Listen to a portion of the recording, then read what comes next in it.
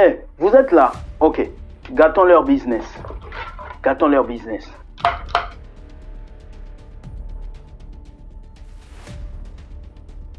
Bienvenue mesdames et messieurs dans notre mission Gâtons leur business sur Will Gospel Ministry, la chaîne qui vient dévoiler les vérités, la chaîne qui vient vous montrer les dérives de la société et le manque de l'estime des hommes de Dieu qui sont là à faire souffrir le peuple de Dieu, à manger leur argent, leurs dîmes et à détruire leur famille.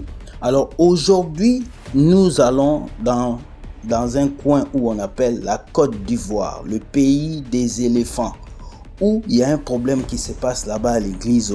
Les amis, vous voyez cet homme de Dieu qui est là, il s'appelle le prophète Cyrus. Le prophète Cyrus, c'est un prophète qui est enfant de Dieu, il parle de la parole de Dieu. Il a même fait une vidéo, il y a de cela quelques jours, où il a dit c'est l'église qui tue les hommes de Dieu. Alors nous connaissons ce genre de prophètes qui aiment être les patrons, qui aiment montrer qu'ils sont bons, ils sont bien.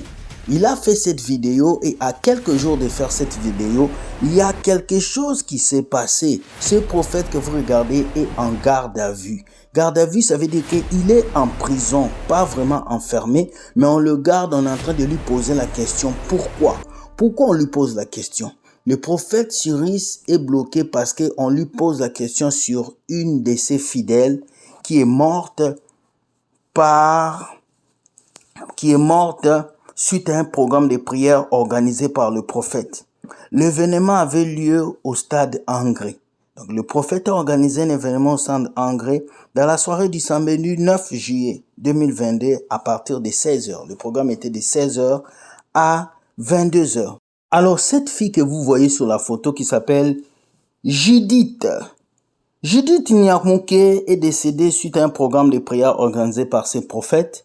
Judith souffrait d'asthme et en entendant dire qu'elle n'avait pas apporté sa boîte qu'on appelle la boîte de Ventoline qu'on utilise quand nous avons un problème d'asthme. Dans une vidéo publiée par les mises en cause, il révèle que sa fille spirituelle serait décédée 1 heure après le programme. Le prophète dit que la fille serait décédée 1 heure après le programme. Judith, étudiant en Inde, est venue en Côte d'Ivoire pour les vacances, ci-dessous les liens de la vidéo. Le 13 juillet dernier, soit 4 jours après le décès de Judith, le prophète est sorti pour dire que cette fille est morte 1 heure après son programme. 1 heure après son programme. Alors, beaucoup de personnes sont en train de faire des spéculations. Est-ce que c'est ce prophète qui a tué cette fille? Ou est-ce que c'est la fille qui a été en danger, qui n'a pas pris les Ventolines? Nous allons vous expliquer à travers cette émission Gâtons leur business. Vous allez comprendre que la plupart des prophètes africains ont l'esprit de sacrifice. C'est ce que vous ne comprenez pas.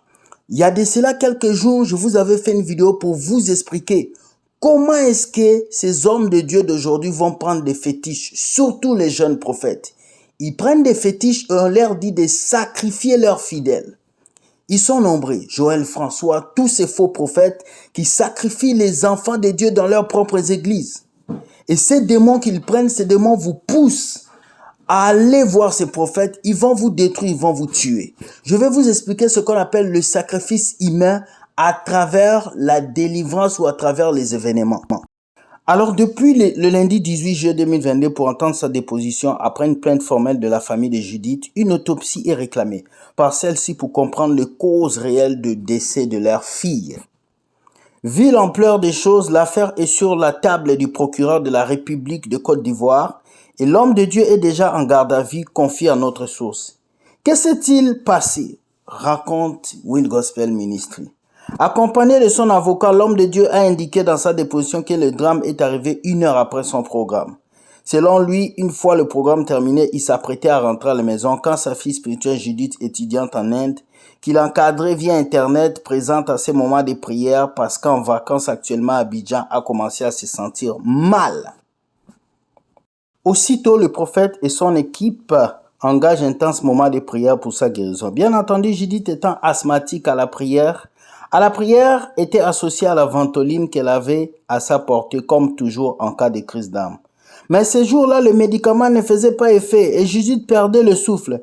Comme morte par la prière, elle revient en elle et cela à 3 reprises. Voyant donc l'allure des choses, l'homme de Dieu cherche à joindre les parents de Judith. Alors il s'est mis, lui et son équipe, à chercher son téléphone qui serait dans son porte-monnaie.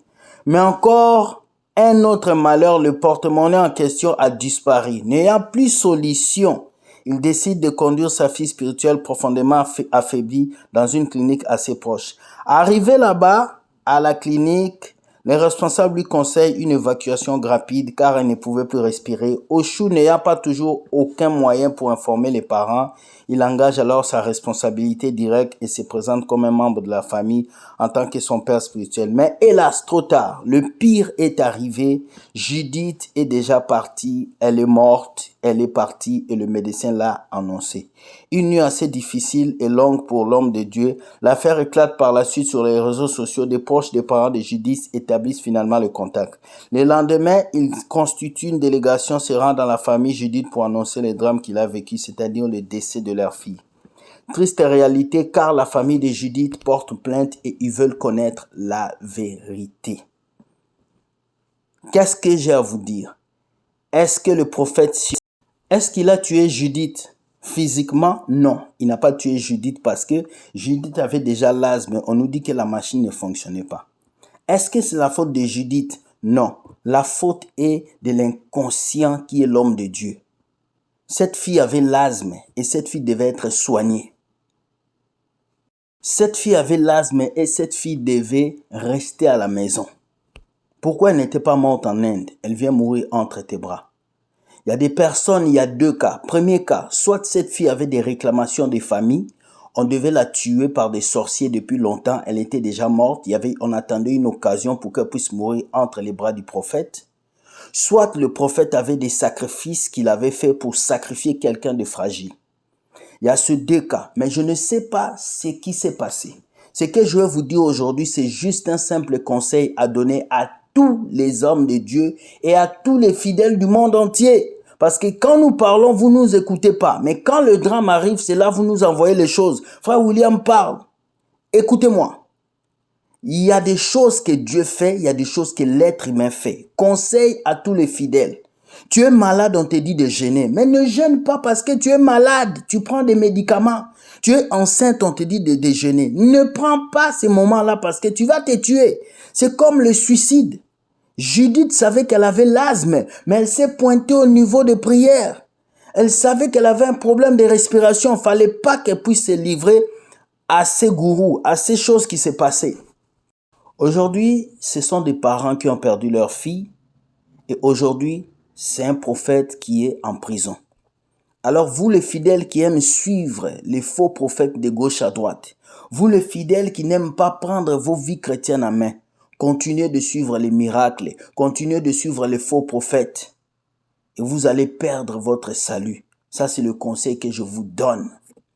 Deuxième conseil que je donne ce soir aux fidèles, Jésus vous a donné une bouche pour prier.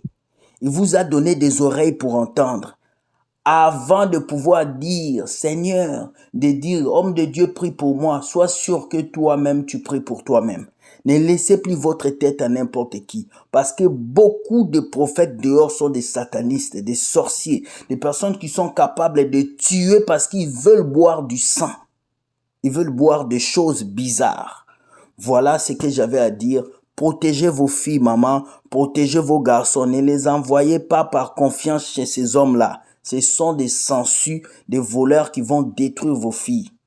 Je rends hommage à cette fille Judith et je demande beaucoup de courage à sa famille. Cherchez à connaître la vérité. Creusez. Si c'est le prophète qui l'a tué, cherchez à connaître la vérité. Ne laissez pas la mort de votre fille partir gratuitement. Si c'est lui qui l'a fait, il doit payer. Et le meurtrier doit payer pour le meurtre qu'il a causé. Voilà ce que j'ai à dire par rapport aux fidèles. Soyez bénis. Je vais donner mon conseil maintenant aux hommes de Dieu, aux pasteurs, aux prophètes, aux évangélistes. Prophète, sache que le diable était présent avant toi. Lorsque Dieu t'a créé, le diable était là. Le diable connaît tes faiblesses. Le diable connaît là où tu tombes. Le diable connaît là où tu te réveilles. Le diable connaît tout de toi. Mais tu ne connais pas peut-être tout du diable. C'est ça qui est important. L'ennemi qui est caché est plus intelligent que toi.